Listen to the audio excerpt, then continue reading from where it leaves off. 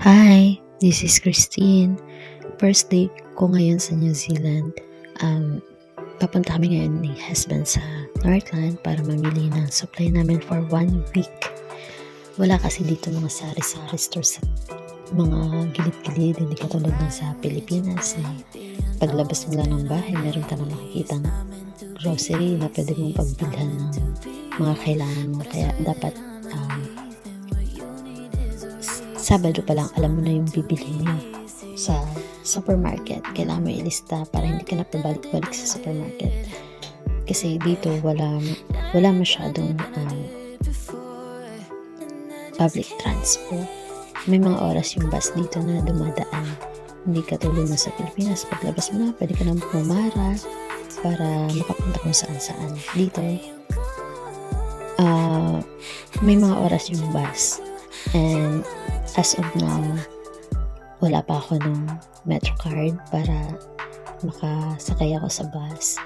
And so, since first day ko ngayon, itutur ako ni husband papunta dun sa supermarket.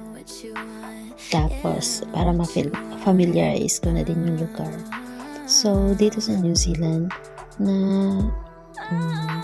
nakikita ko na super linis ng paligid. Fresh yung air. Tapos, wala masyadong pagala-gala na tao. Kasi, halos lahat ng tao dito may kanya-kanyang sasakyan. As to traffic signages naman, napaka-organized talaga. Kitang-kita kung saan yung daan, papunta sa mga lugar, kung saan. Basta, yung makikita mo din kung ano yung speed limit nila, tapos kung saan yung mga bus stop.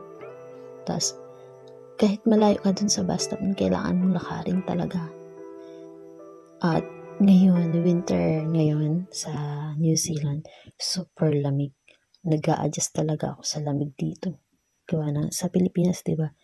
Super init. Tapos pagdating dito, biglang sobrang lamig. Kailangan mo magsuot ng patong-patong na damit para maibsan lang yung lamig. Tapos, grabe talaga. Yung paglabas ko dun sa airport, nangangatog talaga yung binti ko sa sobrang lamig. Tsaka, hindi ko naman ina-expect na parang mas malala pa sa freezer yung mararamdaman ko nun. Talagang nangatog ako nun. So, ngayon, nalapit na kami sa grocery. Kailangan ka nang i-enjoy yung view. That's all, everyone. Hope na-excited kayo sa mga nakikita ko ngayon.